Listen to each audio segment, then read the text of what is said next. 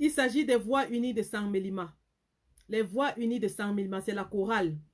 Alors, si je joue des chansons religieuses en boulou, c'est justement pour apporter cet esprit d'union nationale. Parce que c'est pas parce que la tragédie frappe Bafoussam qu'on va en faire un problème de Bamileke. Non. Ces enfants qui sont morts dans cette tragédie n'ont pas demandé à être là où ils étaient. Ces enfants n'ont pas demandé à être nés ou alors à habiter, à grandir là où ils étaient. Ça aurait pu être mon enfant, ça aurait pu être le vôtre. Cette tragédie aurait pu arriver à Yaoundé. Elle aurait pu arriver à Douala. Elle aurait pu arriver à Zoétele. Elle aurait pu arriver à Garouaboulaye. Tout ça, c'est le territoire camerounais. Et je m'insurge, je fustige et je condamne avec la plus dernière énergie, la plus forte énergie. Tous ceux-là qui se sont levés et ont osé dire, ce sont les Bamileke qui peuvent mourir. Vous n'allez pas exacerber le tribalisme à ce point dans ce pays. Non, nous ne mangeons pas de ce pain.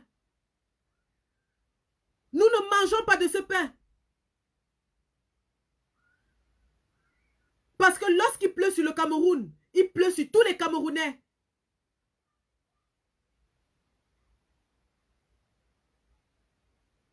Le malheur est le malheur de tous les Camerounais. Le bonheur est le bonheur de tous les Camerounais. Lorsque nous nous levons pour nous battre, pour libérer ce pays, ce n'est pas parce que nous voulons libérer une tribu. Nous voulons libérer l'entièreté du triangle national. Et je jouerai des chansons de lamentation en boulou. Parce que celles-là sont celles qui touchent mon cœur. Sont celles-là qui touchent mon âme.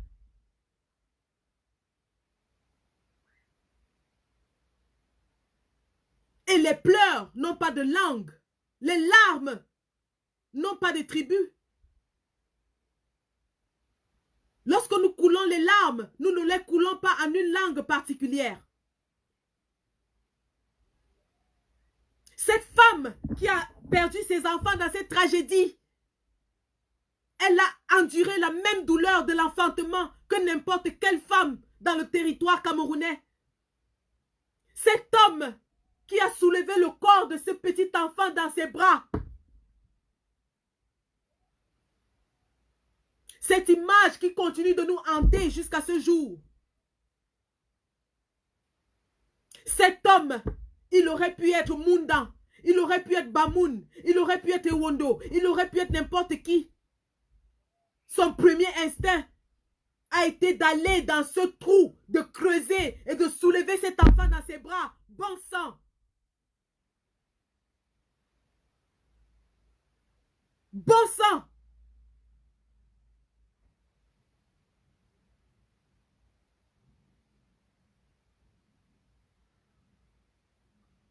Parce que lorsque une femme qui a porté dans son ventre pendant 9 mois, qui a porté dans ses entrailles ce petit être, qui l'a protégé, qui l'a nourri, qui l'a habillé, qui l'a encadré, le voit couché dans la boue, voit ce petit corps sans vie, enseveli dans la boue. Comment est-ce qu'elle peut rester insensible? Comment est-ce qu'elle peut rester de marbre? Ces images me hantent.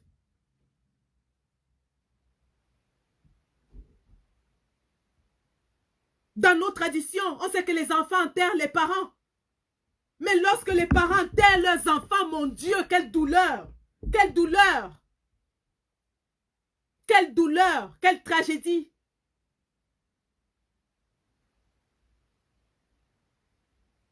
Je vais vous rappeler, je ne voulais pas le faire, mais il faut qu'on se rappelle. Parce que chaque fois que je vois cette vidéo, chaque fois que je la regarde, et je la regarde au moins depuis hier, au moins 4 fois, Je me dis, ce Cameroun va changer. Et je donnerai mon âme pour le changer.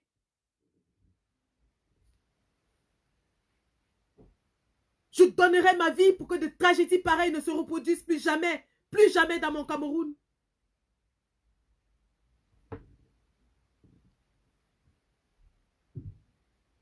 Regardons ensemble.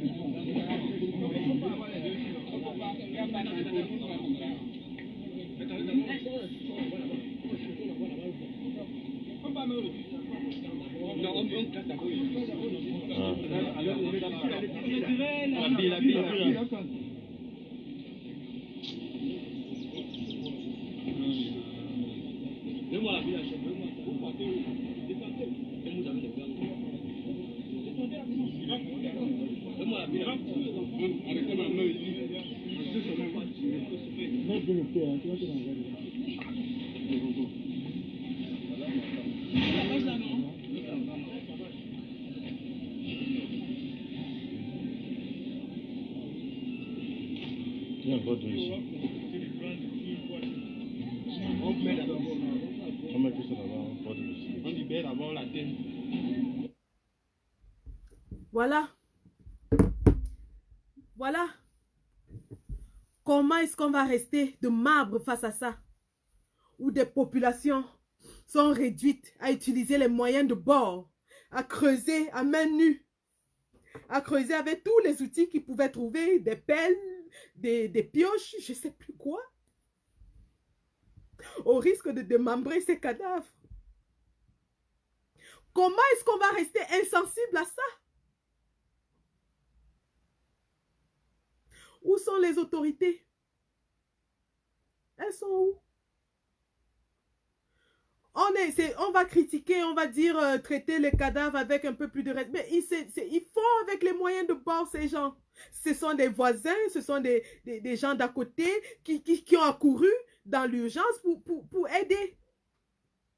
Il n'y a pas de professionnels aux environs. Et lorsque les professionnels arrivent, eux-mêmes sont dépassés par la situation. Vous imaginez? Vous imaginez?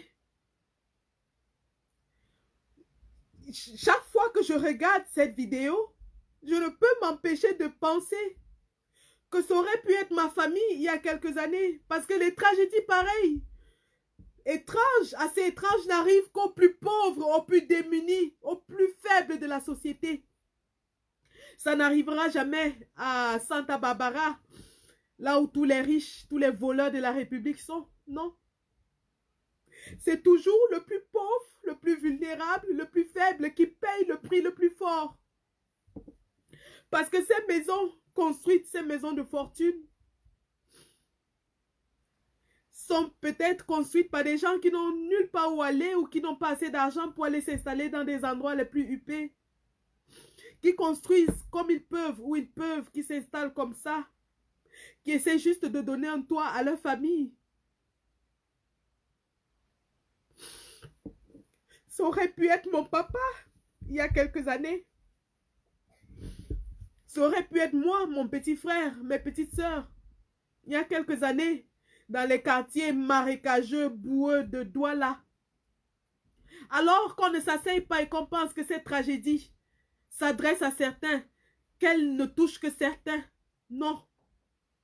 Levons-nous. Levons-nous, Camerounais. Levons-nous et montrons enfin l'exemple. Montrons l'exemple. Montrons que nous ne sommes pas bons qu'à bavarder. Nous ne sommes pas bons qu'à aller commenter les problèmes de la Côte d'Ivoire. Nous ne sommes pas bons qu'à aller commenter les problèmes du Bénin. Levons-nous, mobilisons-nous comme jamais. Et apportons l'aide, une aide décente. Pas cette insulte que j'ai entendue venant du gouvernement. Apportons une aide décente à ces populations touchées. Relogeons-les dans un cadre plus adéquat. Quoi que nous fassions, ça ne ramènera jamais la vie de ceux qui sont partis. Mais nous pouvons apaiser la douleur de ces gens qui ont sûrement tout perdu. Qui ont tout perdu dans cette tragédie. Vous imaginez bien que la maison de quelqu'un, c'est son bien le plus cher. Après sa famille, bien sûr. Imaginez cette femme qui n'a plus d'enfants, qui n'a plus de mari. Imaginez ce père qui n'a plus de femme, qui n'a plus d'enfants, qui n'a plus de domicile. Imaginez cet oncle qui a perdu tous ses neveux, toutes ses nièces en une nuit, parti comme ça. Nous ne pouvons pas rester insensibles face à la douleur de nos confrères, de nos consoeurs. Nous ne pouvons pas nous asseoir dans les réseaux sociaux et rigoler comme si de rien n'était. Non. Non. Le professeur Ngana a créé un lien. Ceux qui veulent tontiner là-bas, je vous invite à y tontiner. Le Warman crée son lien dans sa page, le Warman du terre à terre. Ceux qui sont intéressés par le social peuvent aller y cotiser. Partout où vous verrez une cotisation pour Bafoussam, cotisez. Parce que toutes ces aides-là seront converger vers un seul endroit, Bafoussam et les victimes. Ce soir, solennellement, je donne 500 €. Je donne 500 € ce soir, ma contribution. Ce n'est qu'une goutte d'eau dans l'océan.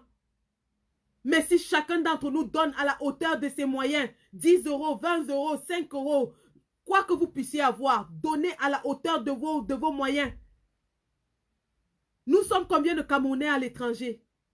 Si chacun d'entre nous donne 10 € seulement, 10 €, nous allons reconstruire un domicile à tous ces gens. Nous n'allons jamais ramener tous ceux qui sont morts, mais nous allons leur donner une sépulture digne de ce nom. Et c'est ce que nous pouvons faire. C'est ce que nous allons faire. Nous sommes capables de le faire. Et nous allons le faire. Parce que nous avons une réputation à défendre. Nous devons répondre à ces gens qui se sont assis dans les réseaux sociaux et se sont moqués de la douleur de ces personnes. Nous devons répondre à ces gens qui pensent que le malheur n'a qu'une seule tribu. Oui, aujourd'hui, c'est peut-être la majorité des Bamileke qui pleurent.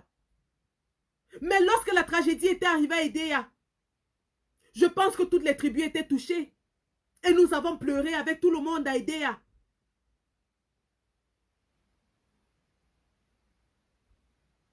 Alors nous devons servir d'exemple. Nous devons servir d'exemple et montrer qu'un Cameroun différent est possible. Et c'est pour ce Cameroun que nous nous battons.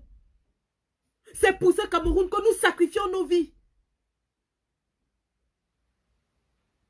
C'est pour ce Cameroun que nous mettons nos enfants en danger.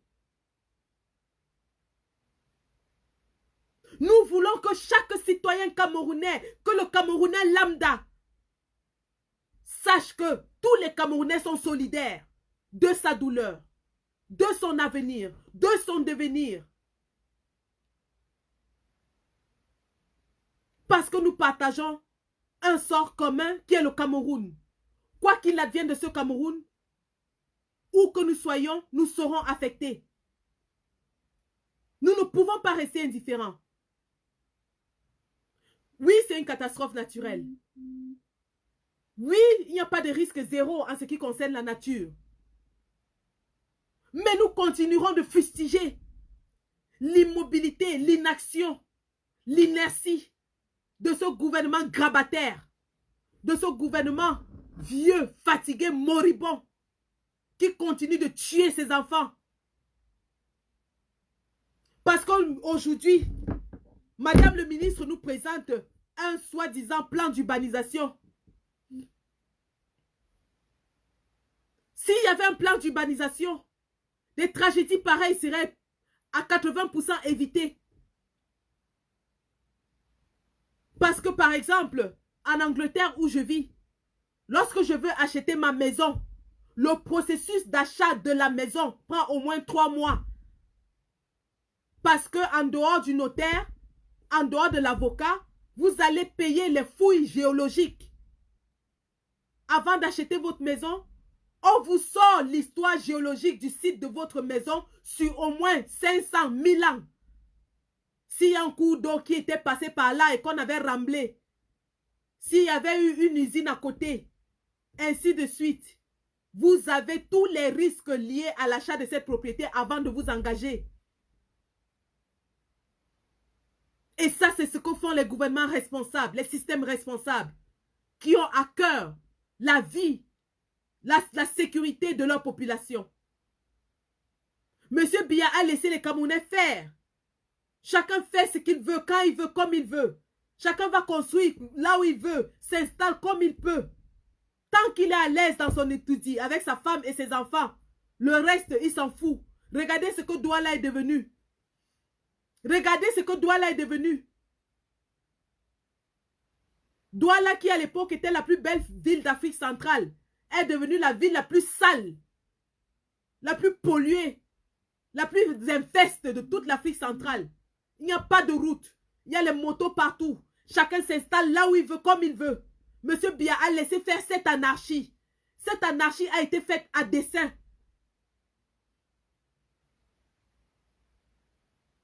Pour abrutir le peuple.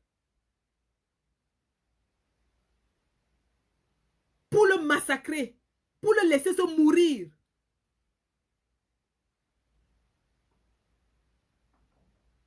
Il y a des endroits parfois, quand je vais au Cameroun, je regarde comme ça, je me demande comment est-ce qu'on peut laisser des êtres humains habiter à ces endroits.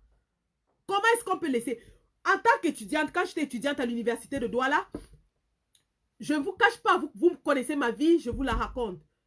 J'ai vécu dans une famille très pauvre et lorsque je vais à l'université de Douala, il fallait louer. Je n'avais pas les moyens pour louer à la cité universitaire. Parce que pour louer à la cité universitaire, il fallait verser une caution de, je crois, 1 an ou un truc comme ça, que je n'avais pas. Je ne pouvais pas avoir. Alors nous, les enfants des pauvres, on partait louer derrière l'université. Pour ceux qui connaissent bien l'université de Douala, au carrefour de la cité Sikla. Derrière l'université, il y a, vous descendez comme ça là, il y a une petite colline, vous descendez, c'est le marécage le plus total. C'est le marécage le plus total.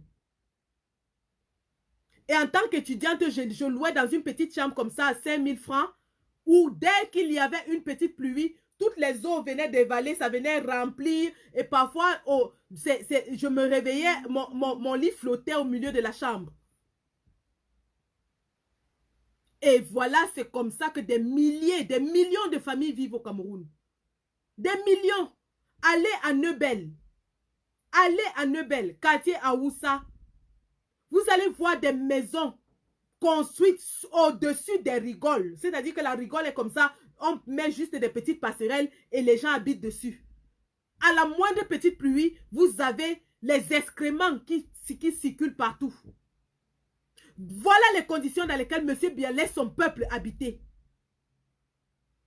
Ange Raphaël, oui, c'est le carrefour Ange Raphaël. Au carrefour Ange Raphaël, lorsque l'université est ici, avec les sticks, vous descendez juste en bas comme ça là pour aller au poulailler de Ndogbon. là où on faisait les cours, les TD, les travaux dirigés, au poulailler de Ndogbon, avant le poulailler de Ndogbon comme ça là. Il y a les petits quartiers là. J'ai habité là-bas. Je payais ma petite chambre d'étudiant à 5000 francs. Maman, la pluie de ça. Quand la pluie commence, hein, tu pleures, tu regrettes pourquoi tu es là. Quand la pluie commence,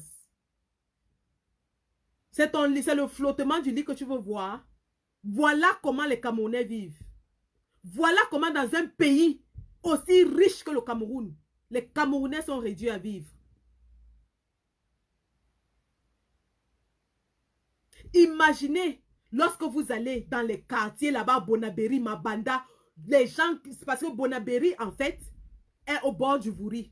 Et les gens ont juste remblé avec du sable pour pouvoir se construire leur petite maison en bois, en planche, en tôle, dans ces petits endroits-là. Imaginez un peu lorsqu'il y a une petite pluie diluvienne. Imaginez le désastre. Imaginez. Pendant ce temps, Biya est assis à Itoudi, en train de manger les gâteaux en étage avec sa femme. Bonsoir, Max Senior. Il est assis en train de manger les gâteaux en étage avec sa femme pendant que les Camerounais vivent dans les conditions les plus abjectes. Dans les conditions les plus abjectes. Abdel Ebongue, tu as fait l'université de droit, tu connais le poulailler, non? Là où on faisait les TD à l'université, la salle, c'est vraiment le poulailler. En planche, il n'y a pas de fenêtre, il n'y a qu'une seule porte. Vous, les étudiants, vous êtes au moins 300 dedans, vous rôtissez sous le soleil de Douala, vous rôtissez là-dedans comme le poulet. Le poulailler. J'ai fait l'université au Cameroun, je sais ce que c'est. Amphi 500, on se retrouve à 2500 dans l'amphi. Le professeur refuse de prendre le micro. Tu vas confirmer le code. Tu confirmes le code, tu passes ta journée, tu ne comprends même pas ce que le professeur est en train de raconter. Voilà les conditions dans lesquelles M. Biaf laisse les Camerounais vivre. Oui, Max Senior, tu peux dire un mot? Attends, je prends Max.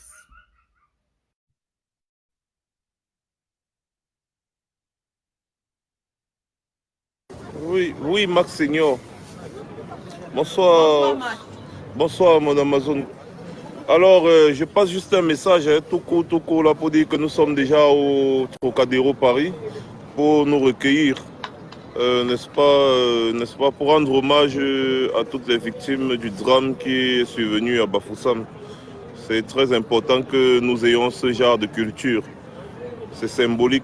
Donc, j'invite tout le monde, tous les Camerounais qui sont à Paris. J'ai dit tous les Camerounais, parce qu'il ne faudrait pas qu'on laisse la politique nous diviser et nous déshumaniser. Il faudrait que tous les Camerounais se recueillent quand il y a vraiment un drame national comme ça. C'est très important. Normalement, un vrai président, si quelqu'un était président au Cameroun, il aurait décrété, n'est-ce pas, un jour de deuil national. Normalement, parce que ce genre de drame, je vais vous expliquer, si ça arrive, c'est la faute aux autorités, parce que les populations sont abandonnées à elles-mêmes. Quand les populations construisent, ils sont là, ils regardent. C'est pas quand les populations ont fini de construire que vous allez venir leur dire il faut déguerpir. Ils ont utilisé les cailloux pour construire ces maisons? Non, ils ont dépensé de l'argent pour le faire. Alors, c'est vous qui délivrez les permis de bâtir. C'est vous qui devez urbaniser. Vous devez fixer des règles. Donc lorsque vous avez failli à votre devoir, acceptez le drame qu'il y a eu à Bafoussam. On aurait pu l'éviter si on était dans un pays normal. Comment des autorités peuvent voir des gens essayer de se débrouiller à construire parce qu'ils ont besoin d'un toit au-dessus de leur tête? Ils n'ont pas les moyens. Ils sont obligés de se fabriquer un petit truc quelque part où ils peuvent pour pouvoir vivre. Parce que les Camerounais sont dans la survie. Ils sont dans la survie. Quand vous regardez l'environnement là-bas, vous vous rendez compte que mais on est à la préhistoire ou bien on est à quelle époque? On est à quelle époque? Vous voyez un peu, j'ai fait une petite théorie là avec Singapour et le Cameroun. Quand tu comprends ça, franchement, ça t'irrite. C'est désolant. Donc ce qui arrive là, c'est de la faute aux autorités qui ne prennent pas soin des populations. Il n'y a pas deux choses. Maintenant, le roi Feignant, après avoir trop bavardé, il se lève, il dit qu'il a décidé de débloquer 200 millions. L'argent du Cameroun, c'est sa part, non? C'est toujours l'argent des Camerounais. Il dit qu'il a décidé de donner 200 millions, c'est son argent. C'est l'argent des Camerounais, non? C'est pas son argent. Lui-même, il est où? Pourquoi il ne part pas voir les sinistrés et tout ça? Il ne va pas sur le terrain, pourquoi? Les populations. Quand il y a des drames dans des pays, il envoie des courriers. Même dans son propre pays, il envoie des courriers. Et c'est ça que vous voulez qu'on accepte qu'il soit président? Mais je dis non. Arrêtez-moi la mascarade et la supercherie. Je suis désolé, Paul Biya n'est plus le président du Cameroun. Est-ce que ce soit clair? Il vous le fait savoir tous les jours. Pendant qu'il y a drame à Bafoussam, sa fille, je ne sais pas pourquoi, qu'il avait même envoyé me suivre sur Instagram. Elle poste des trucs terribles sur son Instagram où elle est en train de jouer la vie, elle fait la Java avec l'argent du contribuable camerounais. Les gens se rassemblent un peu, après on va lancer. Tu vois un peu, elle est en train de gaspiller l'argent des Camerounais pendant qu'il y a un drame le même jour dans son pays. Ici, on va se retrouver là. Vous voyez un peu, c'est une insulte au peuple camerounais. Et à un moment donné, il faut que ça s'arrête. On va crier jusqu'à quand? Les évidences sont là. Les évidences sont là. Voilà, donc, Sandy, pour ceux qui nous suivent là actuellement, qui sont à Paris, retrouvez-nous au Trocadéro. On va faire peut-être 2 heures de temps ou 1 heure de temps avec des bougies. On va rendre hommage à nos morts. Et demain soir aussi, toujours au Trocadéro, même 18 heures. On va encore venir au Trocadéro se recueillir, rendre hommage à nos morts en allumant des bougies. Voilà, merci beaucoup. Merci. Je t'en prie, Max, merci et bravo pour l'action. Donc voilà, les Camerounais à Paris sont en train de se diriger vers le Trocadéro avec les bougies pour vraiment pleurer en Cameroun. Et c'est ça qu'il faut montrer de la solidarité. Ici à Londres, c'est samedi. Les Camerounais de Londres iront samedi à partir de 14 h à l'ambassade du Cameroun allumer des bougies à la mémoire de tous ceux qui sont morts. Nous devons vraiment faire preuve de solidarité comme ça. Montrer que la douleur d'un Camerounais est la douleur de tous les Camerounais. Une tragédie nationale comme ça, nous ne pouvons pas la laisser passer sans agir, sans réagir. Nous allons montrer que nous compatissons à la douleur. À Paris aujourd'hui, les bougies seront allumées. À Londres samedi, les bougies seront allumées. Et nous prévoyons aussi une soirée de recueillement à Londres à la mémoire de tous ceux qui sont morts dans cette tragédie. Cette soirée est en cours d'organisation. Nous allons vous communiquer les détails. Mais nous allons en faire un événement majeur pour montrer qu'il y a des Camerounais qui ont encore le sens de l'humanité. Il y a des Camerounais qui ont encore de la compassion. Il y a des Camerounais qui ont encore de l'amour pour leur prochain. Cet amour que M. Biya veut détruire. Et comme Max l'a dit, c'est le désespoir, c'est la pauvreté, c'est la misère qui amène les gens à s'installer partout et n'importe où au Cameroun. Je vous ai donné des exemples de la ville que je connais le mieux, Douala. Il y a des endroits à Douala où, franchement, à l'heure où on vous parle, à l'heure où je vous parle à Douala, à côté de l'aéroport, normalement, il est interdit de construire à plus de, je crois, 1-2 km de l'aéroport. C'est interdit. Mais actuellement, à Douala, aux abords de la piste d'atterrissage, il y a des maisons. Il y a des maisons. Les gens construisent aux abords de la piste d'atterrissage à Douala. Imaginez s'il y a un accident ferroviaire, un accident, comment on dit encore, le français me dépasse déjà. Un accident de l'aviation comme il y avait eu à Bekoko. Non, je vais dire à Mbanga Pongo. Imaginez le nombre de morts que ça va faire. Imaginez. Mais c'est tout ça, c'est parce qu'on laisse les Camerounais au désespoir s'installer n'importe où, quand ils veulent, comme ils peuvent. Je dis, Douala est l'exemple typique de l'anarchie que M. Biya a laissé les Camerounais s'installer dedans.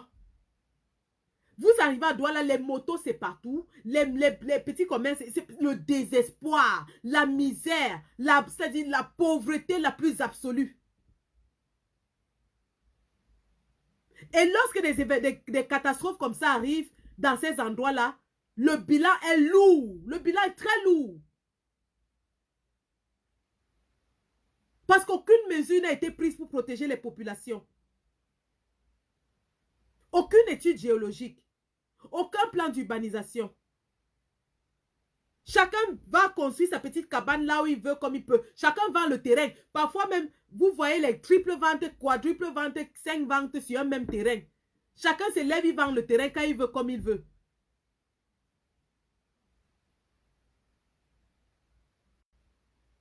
Et lorsque le drame arrive, le pire, c'est que c'est toujours les plus pauvres, c'est toujours les plus démunis qui payent le tribut le plus lourd. Et c'est ça qui me fait mal au cœur. Parce que si cet éboulement pouvait arriver à Itoudi, si cet éboulement arrivait à Itoudi, il n'y aurait pas autant de morts.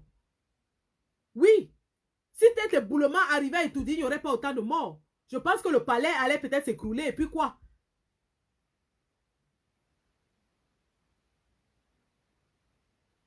Donc les combattants, les Camerounais, ici, on s'adresse aux Camerounais de tous bords parce que c'est une catastrophe, c'est une tragédie sociale. C'est une tragédie sociale. On s'adresse aux Camerounais de tous bords, du nord au sud, de l'est à l'ouest. Lorsque la guerre du nord-ouest et sud-ouest a commencé, nous tous ici, nous sommes mobilisés. Le président élu en décembre dernier avait demandé à ce qu'on se mobilise pour apporter de l'aide aux populations réfugiés au Nigeria, à celles qui sont dans les brousses. Nous sommes mobilisés, on a cotisé l'argent pour les enfants du Nosso. Lorsqu'on cotisait pour les enfants du Nosso, on n'a pas dit, oh, ils sont anglophones, ça ne nous regarde pas. Nous avons cotisé. Lorsque la tragédie Boko Haram était arrivée à l'extrême nord et qu'il y avait plein de déplacés, parmi lesquels même des réfugiés nigériens, nous avons aidé les réfugiés. Il y en a même, je connais des gens qui sont partis de l'Europe pour aller construire des écoles, pour aller apporter des médicaments aux réfugiés de la guerre de Boko Haram. Lorsque la tragédie de Déa est arrivée, nous avons tous pleuré. Nous avons tous pleuré. On ne s'est pas assis pour dire que ah, c'est l'affaire des Bassa, ça ne nous regarde pas. Parce que ce train traversait peut-être la zone Bassa, mais il transportait des marchandises de Bamileke, il avait peut-être des passagers à Oussa, il y avait peut-être des hommes d'affaires Douala qui travaillent à Yaoundé, il y avait tout le monde dans ce train. On parle de tragédie nationale, non de tragédie tribale. Il s'agit d'une tragédie nationale. Et comme le combattant Monseigneur Ivoire l'a dit, dans un pays normal, on devait décréter un jour de deuil national pour pleurer nos morts. On devait décréter un jour de deuil national.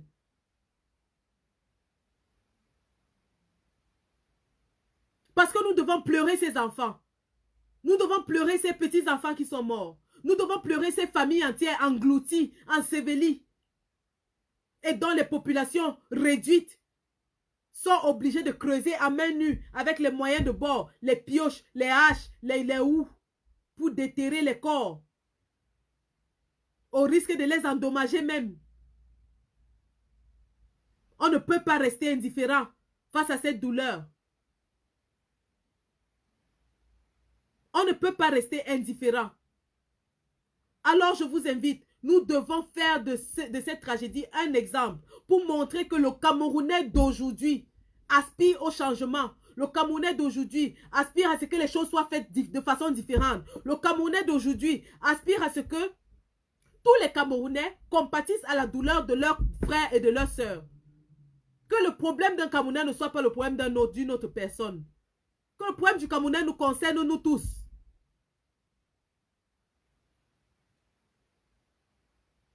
Le problème du Camerounais nous concerne nous tous.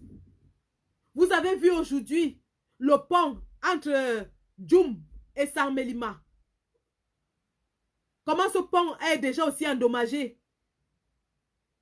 Ce ne sera pas longtemps avant qu'une tragédie aussi de ce genre arrive de ce côté-là.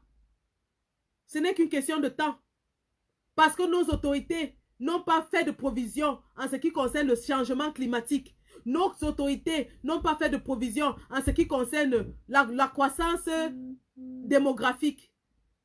Ils n'ont rien prévu. Ils n'ont pas prévu que dans 20 ans, le climat changera et qu'il y aura beaucoup de pluie. Ils n'ont pas prévu que la population va s'agrandir et qu'on va passer peut-être de 25 millions à 30 millions. Et il faudra bien loger ces gens. Ils n'ont rien prévu. Tout ce qu'ils ont prévu, c'est de voler l'argent et mettre dans leur poche. Tout ce qu'ils ont prévu, c'est de venir se soigner en Suisse. Tout ce qu'ils ont prévu, c'est d'envoyer leurs enfants se soigner en Suisse, venir fréquenter à l'étranger. Pendant ce temps, le Camerounais moyen se meurt dans la misère la plus totale.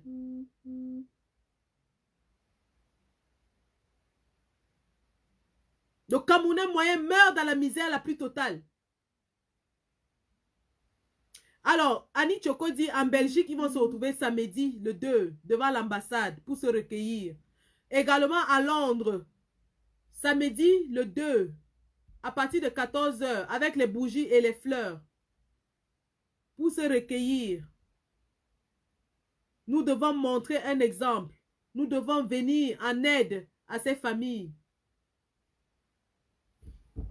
Et comme je vous l'ai dit, les chansons de lamentation que je vais vous faire écouter seront en boulou.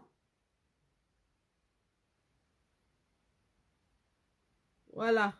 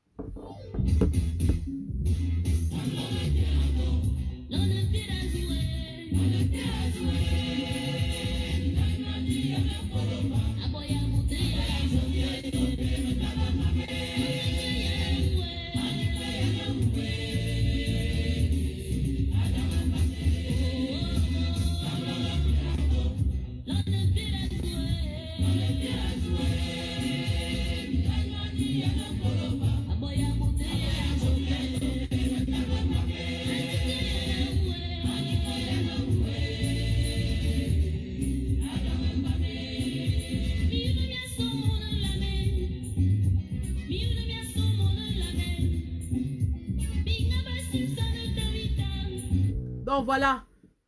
Donc, le Cameroun est en deuil. Bafoussam est en deuil, mais c'est le Cameroun entier qui pleure. Et aujourd'hui, nous appelons tous les enfants camerounais, du nord au sud, de l'est à l'ouest. Levez-vous. Regardez ces images. Mettez-vous à la place de ses parents. Imaginez votre enfant de 4 ans, de 5 ans, enseveli dans la boue, pendant qu'il dormait, pendant qu'il... Le domicile familial est où qu'il soit, hein, même si c'est un taudis, le toit d'une famille est l'endroit le plus sécurisé pour ses enfants. Même si votre famille dort c'est-à-dire dans un taudis, cet endroit est l'endroit le plus sécurisé pour vos enfants. Alors, lorsque vous allez coucher vos enfants la nuit, ils vont dormir sans aucun souci. Parce qu'ils savent qu'ils sont dans la maison avec papa ou maman ou alors les deux. Le nid familial. Alors, de savoir qu'un tout petit enfant de cet âge qui dormait, rêvait sûrement de jeux, après avoir mangé le repas préparé par maman, après avoir vu papa et maman et aller se coucher et aller dormir, se retrouve enseveli dans la boue, ne comprend pas ce qui se passait, peut-être réveillé. Pour les malchanceux, ceux qui étaient peut-être chanceux sont morts sans ouvrir les yeux, sans se réveiller, sont morts dans leur sommeil. Mais pour ceux qui n'ont pas eu la chance, se sont peut-être réveillés, se sont retrouvés ensevelis dans la boue. Ont pleuré, ont crié papa, maman, ont appelé à l'aide. Mais leurs cris se sont étouffés sous la boue. Personne pour les secourir. Papa ou maman, sûrement déjà mort de son côté. Imaginez la tragédie. Imaginez le désespoir. Imaginez la peur d'un tout petit être sans défense qui crie à l'aide, mais il n'y a personne pour l'aider au milieu de la nuit. Imaginez. Imaginez, j'ai un petit-fils de 4 ans. Je n'ose même pas, cette idée me hante, cette idée me donne des cauchemars depuis l'autre nuit. de voir mon petit-fils de 4 ans enseveli, en train de crier « Maman, maman », mais maman n'est pas là pour l'aider. Maman est déjà peut-être morte. Il a peur, il a froid, il est dehors, il est sous la pluie, il est sous la boue. Et il n'y a personne, il fait noir. Et il ferme enfin les yeux pour ne plus jamais se réveiller. Imaginez le désespoir de ces petits-enfants dont on a soulevé le corps inanimé. Imaginez la peur qui a dû les traverser au moment où ils ont rendu leur dernier souffle. Imaginez la peur de cette femme qui compte sur son mari pour la protéger et qui a sûrement dû appeler au secours, à l'aide, mais il n'y avait personne. Parce que le mari, sûrement, a été emporté par la boue. Imaginez cette maman qui se retrouve ensevelie, mais ne pense pas à elle, entend le cri de son enfant qui est en train d'être tué, écrasé, mais elle ne peut pas sortir elle-même de la boue pour sauver son enfant. Imaginez quelle atrocité. Parce que le matin, on est parti creuser ses corps. Mais voilà le drame que ces gens ont vécu dans la nuit pendant que ça se déroulait. Et il n'y avait personne pour être témoin de tout ça. Voilà le drame qu'ils ont vécu avant de mourir. Le drame d'une mère incapable de sauver ses enfants. Le drame d'un enfant appelant au secours, mais il n'y a pas papa, il n'y a pas maman. Le drame d'un homme qui voit ses enfants mourir devant lui, mais il ne peut pas les sauver.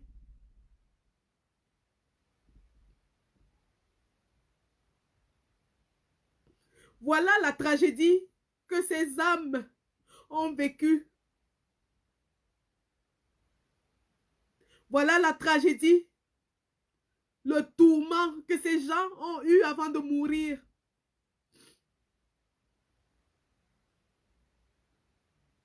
Parce qu'ils ont vécu une mort tourmentée.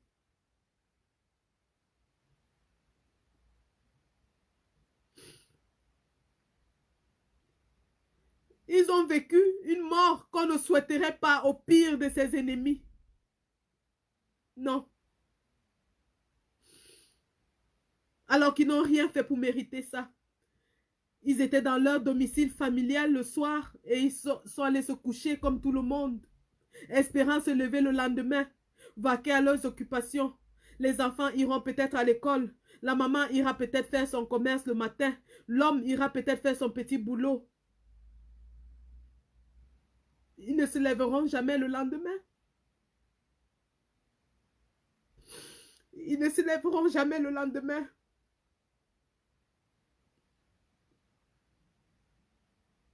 Et ils n'ont rien fait pour mériter ce sort. Ils n'ont rien fait pour mériter cela. Leur tort, c'est de vivre à un endroit où on ne se soucie pas de son prochain. Leur tort, c'est de vivre dans des conditions les plus pauvres.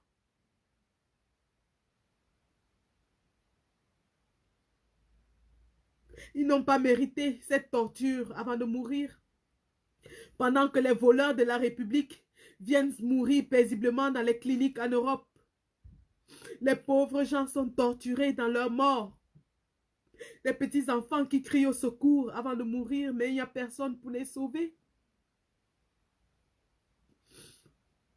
Et le lendemain, les populations du coin sont réduites à creuser à main nue, à creuser avec des houes, à creuser avec des haches, au risque d'endommager ces cadavres. Nous ne pouvons pas nous asseoir et rester indifférents à ça. Nous ne pouvons pas nous asseoir et ne rien faire et dire « Ah, c'est une tragédie comme une autre » et attendre la prochaine tragédie. Parce que la prochaine tragédie, ce sera peut-être votre famille, ce sera peut-être ma famille. Parce que le malheur n'arrive pas qu'aux autres. Aujourd'hui, c'est peut-être ces familles qui sont endeuillées. Qui sait, lorsque ça vous arrivera, ce sera peut-être pire.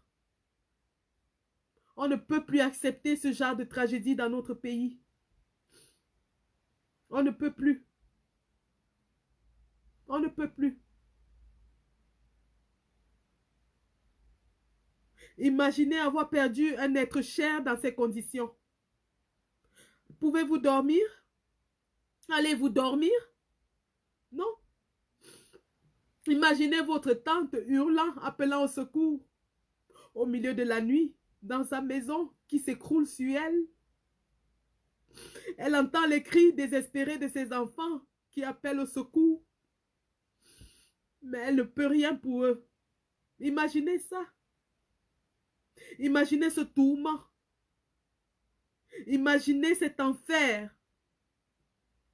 Qu'est-ce qu'ils ont fait pour mériter ça? Et si, en plus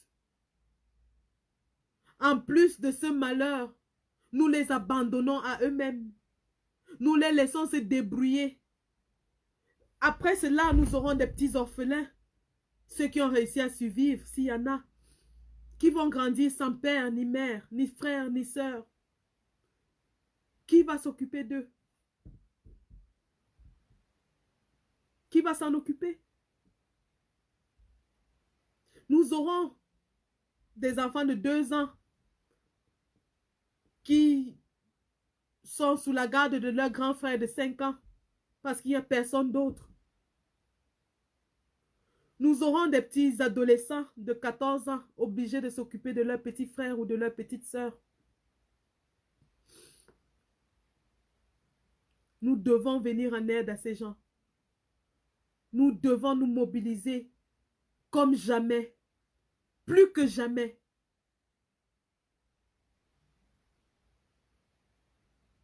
Parce que ce petit gamin de 12 ans qui a perdu toute sa famille,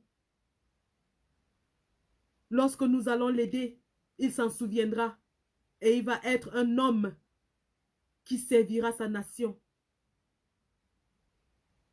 Lorsque cette petite fille de 2 ans, qui n'a plus de famille, plus de maison, nous allons nous en occuper. Elle va grandir pour se souvenir de ce geste et elle dira, des gens me sont venus en aide, sans eux je serais peut-être morte, abandonnée, abusée. Nous ne pouvons pas laisser cette tragédie passer sans se mobiliser. Alors je vous invite, les cagnottes qui sont présentes, allez chez le professeur Nganan pour ceux qui adhèrent à ses idées, allez chez le Warman du terre à terre pour ceux qui sont beaucoup plus dans le social. Il y aura certainement d'autres cagnottes qui vont sortir. Tous ces efforts seront concentrés et iront vers ces personnes qui en ont le plus besoin. Et moi, je ne peux pas vous mentir, à l'heure où je vous parle, je suis plus tentée d'aller au Cameroun plus qu'autre chose. Je suis plus tentée d'aller au Cameroun prodiguer les soins. Parce que c'est ce que je sais faire. C'est ce que je sais faire.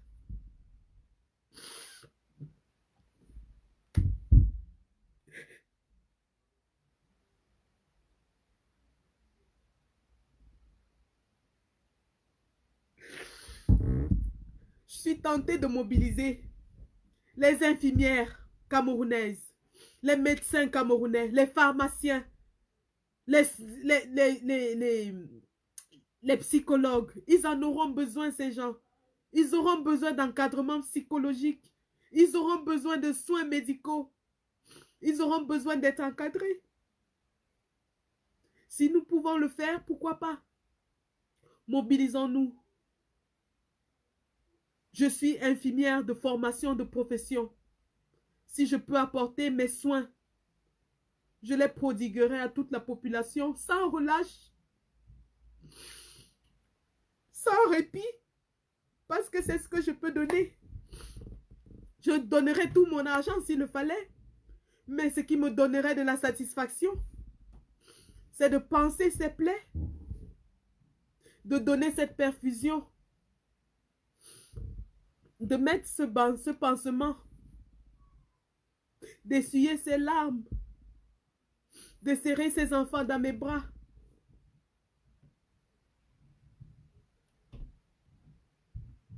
Et oui, pour ça, je suis tentée d'aller au Cameroun.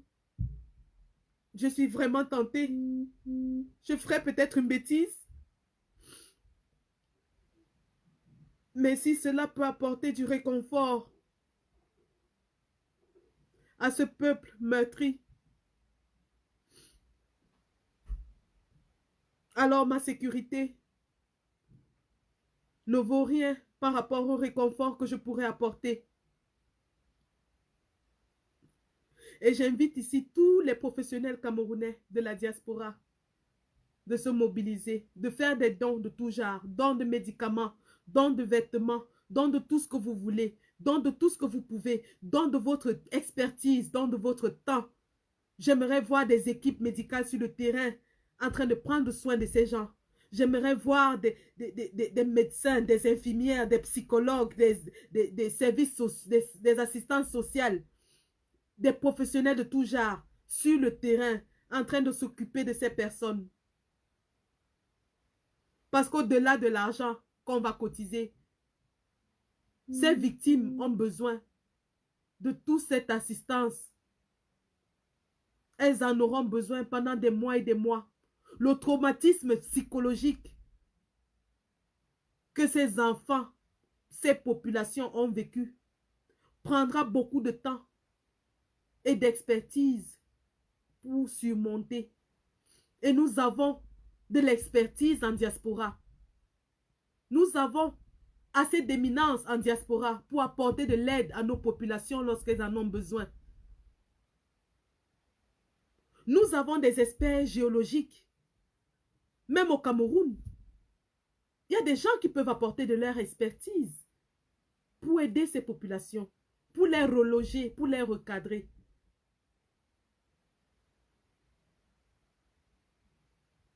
Alors, chers frères et sœurs, à partir de ce soir, au-delà des cotisations financières que nous nous engageons à faire, chacun d'entre nous, à la hauteur de ses moyens, réfléchissons sur d'autres moyens d'assistance que nous pouvons apporter à notre peuple en souffrance. Et mettons sur pied des équipes qui vont descendre sur le terrain pour assister, accompagner ces populations en détresse. J'en appelle ici à tous les médecins camerounais de la diaspora. Vous êtes nombreux. Vous êtes là. Toutes les infirmières, elles sont par millions, par milliers dans toute la diaspora. Spécialistes dans tous les domaines de la médecine. Vous êtes là. Les assistantes sociales, les pharmaciens, les psychologues.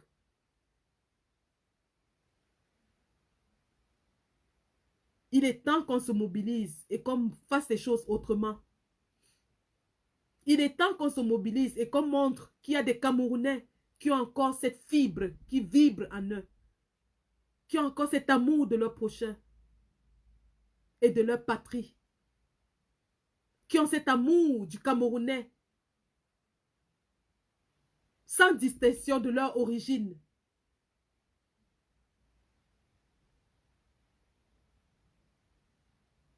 Parce que si c'était à Yagua que cette tragédie se produisait, je serais allée sans hésiter. Si c'était à Bertois que cette tragédie se produisait, je serais allée sans hésiter.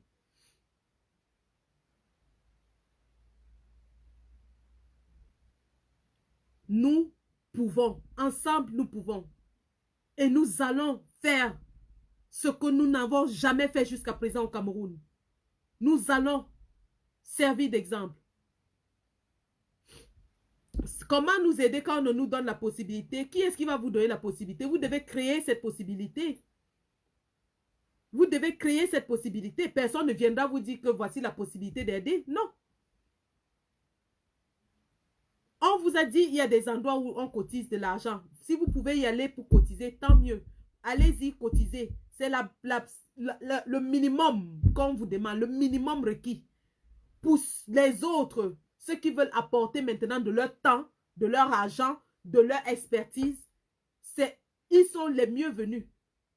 Ils sont vraiment, c'est ceux-là qu'on recherche encore plus. Parce qu'on veut voir des équipes sur le terrain pour apporter de leur assistance à ces populations en danger. Et puis, nous devons voir une grande mobilisation partout en diaspora, comme celle qui est en train de se passer à Paris en ce moment au Trocadéro, avec les bougies. Lorsque c'était Je suis Charlie, Charlie Hebdo, ici, tous les Camerounais avaient le profil Je suis Charlie. Même ceux qui ne connaissent même pas la route de Charlie avaient mis Je suis Charlie.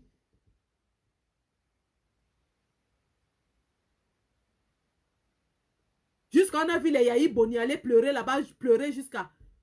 Maintenant que ça se passe chez nous, nous voulons vous voir. On veut voir les Camerounais. On veut voir notre capacité de mobilisation. On veut voir notre capacité de compassion. Notre compassion n'est pas seulement destinée pour Haïti. Notre compassion n'est pas seulement destinée pour l'Irak ou je ne sais quoi. Voilà notre sang qui coule à Bafoussam. Voilà nos enfants dont les corps sont déterrés à la pioche à Bafoussam.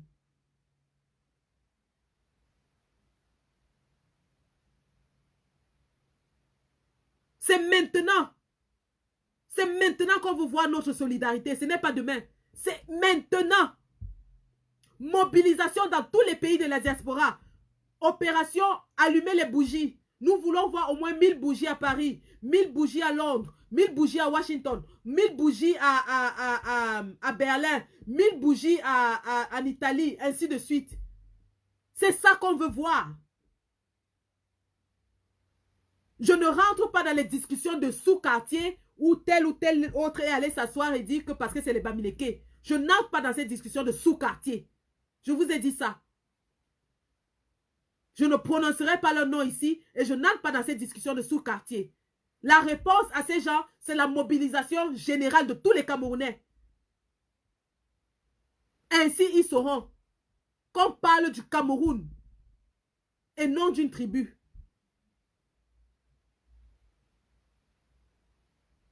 Voilà. Donc, c'est de ça que je voulais vous parler aujourd'hui. Le lien pour la cotisation chez le professeur Ngana, vous allez le trouver sur sa page. Je pense que je l'ai aussi sur ma page. Voilà, Kama Kemit Lamila Kuntakinte. Le Warman m'a promis ce soir qu'il allait mettre un lien dans sa page, le Warman du terre à terre. Pour ceux qui sont pour l'action sociale, beaucoup plus sur le terrain, ce sera avec le Warman. D'autres liens seront sûrement créés. Nous allons en parler au fur et à mesure qu'ils sortent. À Londres, nous avons samedi, mobilisation devant l'ambassade avec bougies et fleurs. Et puis, nous allons organiser une soirée de recueillement à la mémoire de toutes les victimes de Bafoussam. Le programme de la soirée vous sera communiqué. Nous vous invitons à mettre la main sur votre cœur, à aller vous coucher ce soir en pensant à ces petits-enfants, en pensant à ses parents, en pensant que ça aurait pu être votre enfant, ça aurait pu être vous, ça aurait pu être votre soeur, votre tante, votre cousine. Le malheur n'est pas seulement le malheur de quelqu'un d'autre. Donc, avant de partir, je vais vous présenter un autre... les faits présentés par...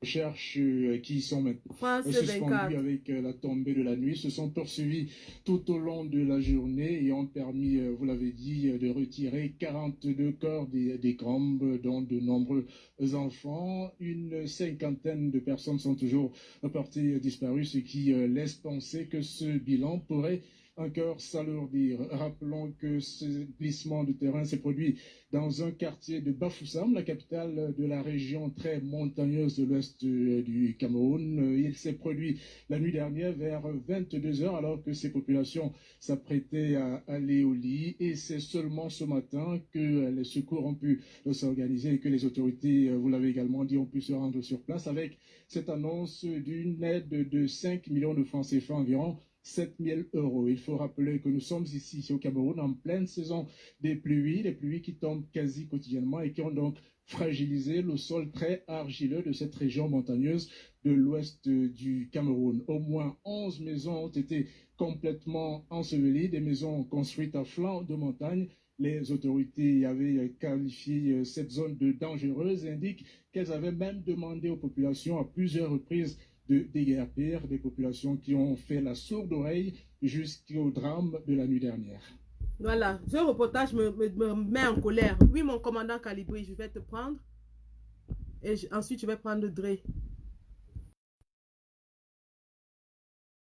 Je me mets en colère parce que les 5 millions de francs, et ils disent qu'ils avaient demandé aux populations de déguerpir. Ça m'enrage. Bonsoir, bonsoir Sandy, bonsoir à toute la population camerounaise. Nous sommes bien installés à la place du Crocadéro et je profite déjà comme ça. Ah non, je ne peux pas tourner la caméra. Si je pouvais, je profiterais comme ça pour vous montrer comment nous sommes en train d'allumer les bougies, comme vous avez pu le voir. Voilà, nous sommes bien installés et c'est les bougies que nous sommes en train d'allumer. Mes frères, c'est un moment de solidarité. Nous l'avons fait pour Haïti. Nous l'avons fait pour tous les malheurs qu'il y a eu dans le monde, tous les drames qu'il y a eu dans le monde. Les Camerounais ont toujours été compatissants et ont toujours été solidaires. Je me souviens quand il y a eu cette catastrophe-là à Haïti, j'étais à Canal 2. Cette nuit-là, cette soirée de mobilisation, j'étais à Canal 2. Je suis allé apporter ma part de cœur. Et nous pouvons aussi montrer cet élan de générosité à partir d'ici. Nous sommes un peu les privilégiés, il ne faut pas qu'on l'oublie. Et à ce titre, bien qu'à ce titre, on doit participer. Participer à hauteur de ce que vous pouvez. 1 franc n'est pas petit et 1 000 euros ou 10 000 euros n'est non plus beaucoup. Chacun donne avec l'amour, avec le cœur. C'est le Cameroun qui gagne. C'est les Camerounais qui gagneront. Le gouvernement nous accompagne. Ils sont partis, ils ont foutu le camp.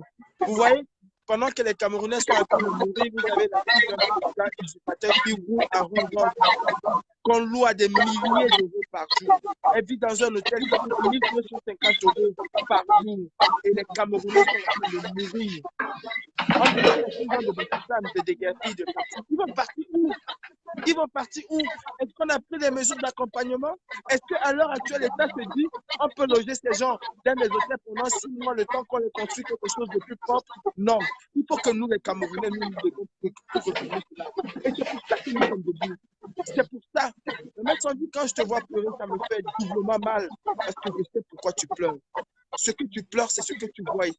Quand on demande aux gens sinistrés de déguerpir, on s'assure d'abord de pouvoir les loger quelque part. On s'assure de pouvoir loger ces gens-là quelque part. Mais ce n'est pas le cas au Cameroun. On va demander aux gens de partir. Ils vont partir où? Ils vont partir. On va les loger où? Nulle part. On les demande de partir. Quelqu'un a fait 40 ans quelque part, vous venez lui demander un matin de partir. Qu'il part où? Ils vont aller où? Il est sinistré. Nous exigeons que ces enfants, que ces personnes sinistrées-là soient reconnues comme étant pupilles de l'État, c'est-à-dire qu'ils soient à la charge de l'État. Nous exigeons cela. Il faut qu'on commence à faire des choses et il faut commencer quelque part. Si pendant longtemps les gens sont restés silencieux, cette génération-ci, notre génération n'est pas une génération silencieuse et personne ne va nous museler.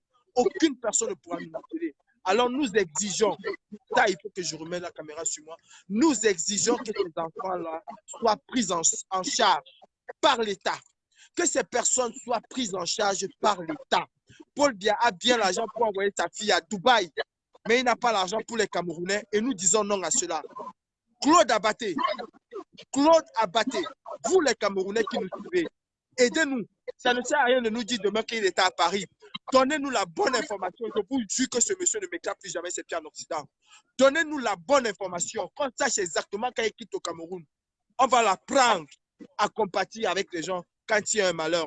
Il s'agit d'un malheur national. Il s'agit d'un deuil national. Ça n'a rien à voir avec Bakoussam Bamideke ou pas. des Camerounais qui sont morts.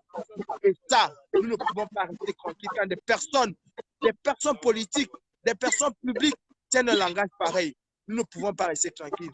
Cette femme qui se fait appeler, ou c'est Lise, comment, je ne sais pas, ou c'est Ezab, je ne sais même pas comment elle s'appelle, la grenouille là. Vraiment, si quelqu'un a son adresse ici en Europe là, donnez-moi son adresse. Elle va me voir chez elle. Je crois que je vais lui faire quitter là où elle habite. Je lui ferai quitter là-bas. Une vieille chouette. C'est une certitude. Si elle m'écoute, qu'elle me donne son adresse, elle va me voir apparaître là-bas. Ce n'est pas le bébé, elle me verra apparaître. Et on va la faire à la camerounaise. On ne peut pas tenir de tel langage quand il y a un deuil. C'est un deuil. Les gens souffrent dans leur chair. Tu ne connais aucune de ces personnes qui est décédée, mais tu es en larmes parce que c'est ton pays, parce que c'est ton sang, parce que c'est ta chair. C'est pour ça que tu es en larmes. Elle, la maman, une femme qui de surcroît est la mère de l'humanité, qui ose tenir des langages pareils, vraiment, ça fait très mal. Je vous demande simplement, mes frères, que ce soit chez Ouaman, que ce soit chez le professeur Patingana, n'oubliez pas, contribuez. Et demain, nous avons une grande journée de mobilisation. Nous allons vous appeler à contribuer. Nous allons faire de même. À notre niveau, chacun donne ce qu'il peut. On n'oblige personne de donner 1 million. On n'oblige personne de donner ce qu'il ne peut pas. Mais chacun doit mettre la main à la pâte. Et c'est le nouveau Cameroun que nous voulons construire. Nous voulons montrer à ce gouvernement comment est-ce qu'on peut être des concitoyens. Voilà ce que nous voulons. Il fait froid, il fait extrêmement froid, mais nous sommes là, nous avons tenu à être là. Et comme tu disais, Sandy, c'est important que toutes les diasporas se mobilisent. Que vous soyez 5 ou 10, peu importe le nombre, tout ce qui est important, ce sont ces sièges-là. C'est cet élan de solidarité qui est important. Peu importe le nombre. N'attendez pas avec 1 million pour commencer. Rien n'a jamais commencé avec le monde. On a commencé toujours avec 2-3 personnes. Mais il est important que nous soyons en communion avec nos frères de Bafoussam, que nous soyons en communion avec nos frères de l'Ouest. Normalement, cet ivrogne, ce sorcier-là, devait déjà décréter 2 ou 3 jours de paix nationale. Les drapeaux camerounais devaient déjà être mis en berne. Si ceci avait eu lieu en France, je peux vous assurer que tous les médias camerounais, tous les hommes politiques camerounais se seraient relayés pour apporter leurs condoléances, pour dire leurs condoléances au peuple français. Je vous assure, bien n'aurait pas attendu. Et même, je peux vous assurer, hein, vous avez vu comme moi, un message de la soi-disant présidence de la République est sorti hier, sans aucune signature. Sans aucune signature. On a pris la machine, on a tapé quelque chose, on a mis la présidence de la République. Ça, c'est un fake. Ce n'est pas un message. C'est une insulte. C'est parce que les gens ont commencé à parler hier soir qu'ils l'ont fait, mais ce n'est pas un message du président soi-disant de la République du Cameroun. Ce n'est pas son message. Parce que si ce message-là avait été un message authentique, il aurait eu la signature de ce monsieur. Ce n'est pas un message authentique. Et rien ne peut me prouver que ce message a été écrit de Paul Biya. Ça n'a jamais été écrit de lui. Jusqu'à quand il va se moquer des Camerounais? Jusqu'à quand, mon frère? Voilà pourquoi nous nous battons. Voilà pourquoi aujourd'hui, Sandy, tu es malade parce que tu te bats pour ton pays. Et tu t'en fous des conséquences physiques et personnelles que tu peux avoir. Mes frères, je finirai tout simplement en vous disant, participez autant que vous pouvez. 1, ce n'est pas petit. 10, ce n'est pas beaucoup. C'est pas petit. Tontiner. Pour le moment, c'est le liti du professeur Patingana qui est là. Alors, allons-y dans ce liti et cotisons. Laissons toutes ces histoires de il va. On n'est pas là dans il va. Il y a une urgence. Et Patingana, c'est quelqu'un qui a quand même prouvé. Oui, il a déjà levé des fonds. C'est quelqu'un qui a quand même prouvé que ceux qui sont là en train de lire les enveloppes, les lettres dans les enveloppes, ça leur regarde. Pour le moment, je fais confiance à cet homme. Et je demande de cotiser. Le jour où il va nous trahir, ce jour-là, on prendra des résolutions. Il ne l'a jamais fait. Et je ne vois pas pourquoi ce serait le il va manger, il va faire ceci, il va faire cela. Donnons et puis il mange. Faisons confiance. C'est clair. Faisons confiance. Même le professeur Moïse Kamto, ce n'est qu'une affaire de confiance. Personne ne sait comment il va gérer le Cameroun demain. mais nous lui faisons confiance. Et cette confiance-là, c'est jusqu'au jour où il va nous trahir que nous allons lui enlever cette confiance. Le professeur Patrick Ngana est quelqu'un d'intègre, c'est quelqu'un de normal, c'est quelqu'un à qui on peut faire confiance et faisons confiance à cet homme. Absolument. Absolument. Cotiser dans ce litige. Si cet agent prend la route, ce qui n'a jamais été le cas avec lui, je ne pourrais même pas mettre de conditions parce que ça n'a jamais été le cas. Cotisons, cotisons et cotisons. Nous le faisons pour Bafoussam. Nous le faisons pas pour Patrick Ngana, mais nous le faisons pour nos frères. C'est pour nos frères que nous cotisons. Alors faisons-le. C'est ça l'élan de solidarité. Quand on a donné de l'argent pour ce pays-là, quand on disait qu'on donnait de l'argent pour les lions, est-ce qu'on ne savait pas que ce gouvernement était des voleurs? Mais on a fait ça. Bien que jusqu'aujourd'hui, la malaise soit restée entre Yaoundé et Paris, entre Paris et Washington. Mais on a quand même donné. Apprenons-nous, chers Camerounais, à faire confiance. La confiance est le maître mot de la nouvelle république que nous voulons bâtir. On veut des hommes de confiance. Et on ne peut pas dire que quelqu'un, on peut faire confiance à quelqu'un tant qu'on n'a pas mis cette personne à l'épreuve. Alors, moi, je cotiserai chez Patrick Ngana. Je cotiserai chez Ouama Duterte s'il met un litige demain. Et je vous demande de faire pareil. Cotisons, cotisons, cotisons. Nos frères en ont besoin. Paul Biya, ce n'est pas lui qui va les aider. Il ne va pas les aider. C'est nous la diaspora, là, nous les privilégiés, nous allons le faire. Merci Sandy et bonne soirée. Merci, merci beaucoup mon commandant. Le PayPal, c'est sur la page de Sandy. Je serai sur toutes les pages des bases et aussi c'est sur la page du professeur Patrick Ngana. Et lui, on lui fait confiance. Merci, bonne soirée. Merci. Merci. Du courage à vous, les gars. Merci. Voilà vraiment ce message poignant du commandant de toutes les bases, le commandant en chef Calibré Calibro. On doit se mobiliser comme jamais. On doit. Apparemment, il est parti. En même temps, il faut que je commence à boucler le live parce que je vais aller au travail. Dans 20 minutes, je vais au travail.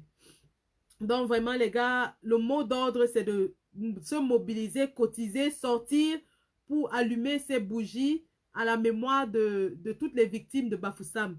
Bafoussam doit sentir la chaleur venant de l'étranger. Bafoussam doit sentir la chaleur venant de ses enfants. Nous devons apporter cette chaleur aux personnes éprouvées. Donc nous n'allons pas les laisser dans le malheur. Nous n'allons pas les abandonner. Nous n'allons pas faire comme ceux qui nous dirigent depuis 37 ans, qui s'en foutent du sort de ceux qu'ils dirigent. Justement, nous voulons un Cameroun différent et nous allons montrer cette différence. Nous allons la montrer dans nos actes. Nous allons la montrer dans notre façon de nous comporter. Nous allons montrer qu'un Cameroun nouveau est possible.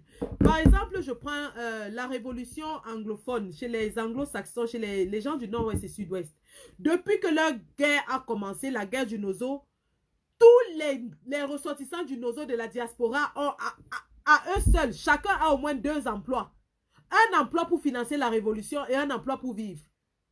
Tous les anglophones que je connais, et je vis en Angleterre, ils sont nombreux. Ils ont au moins 2 emplois. Un emploi pour financer leur révolution et un emploi pour vivre. Et quand ils donnent leur salaire à leur révolution, c'est-à-dire que vous avez suivi, il y avait des problèmes, il y a même eu des divisions dans leur groupe et tout ça. Mais ils continuent de cotiser parce qu'ils savent que c'est grâce à cet argent-là que sur le terrain, les gars résistent. C'est grâce à cet argent que les Amba Boys résistent pendant 3 ans. Vous avez vu le 1er octobre, lorsqu'ils ont fait leur fête de l'indépendance, comment ils étaient équipés. Alors qu'on nous disait ici que c'est des broussards, à moins de 3 semaines, on va les écraser. Vous avez vu, ils ont déjà les armes automatiques. Donc, en fait, c'est ça. Quand on veut mener une action, on finance. On finance et on fait confiance, comme le patron de la base l'a dit. Nous allons financer et nous avons confiance à tous ceux qui vont se mettre devant pour collecter les fonds. En commençant par le professeur Ngana qui a fait ses preuves jusqu'aujourd'hui. En passant par le Waman qui a fait ses preuves jusqu'aujourd'hui. Et tous ceux qui vont se lever pour faire des collectes. Nous sommes sûrs que cet argent arrivera à bon port. Et nous ne parlons pas seulement d'aide financière. Comme je l'ai dit ce soir, nous en appelons aussi à tous ceux qui veulent apporter de l'aide matérielle, c'est-à-dire des médicaments, des vêtements, de l'assistance professionnelle, des méthodes d'accompagnement pour ces populations sinistrées. C'est de ça qu'il est question. Donc voilà, vraiment, je vous remercie. Ce live, vraiment, c'était pas facile dès le début parce que la page de la Basse UK est restreinte pour une raison que je ne connais pas. Mais nous avons managé, nous sommes allés sur la page du combattant Kemta qui a bien voulu nous donner sa plateforme. Et voilà, nous avons pu passer le message. Et donc, je vais vous laisser en musique parce que là, je vais m'apprêter pour aller au travail. Et donc, avant de partir, je vais vous mettre cette fois-ci en Douala, hein, parce qu'on a fait le tour avec les Boulous. Maintenant, nous allons pour montrer que c'est un problème national. Ce n'est pas seulement un problème des Bamileke. Nous avons fait des chansons de lamentation en Boulou avec des chorales de Sangmelima. Maintenant, nous allons écouter Didier de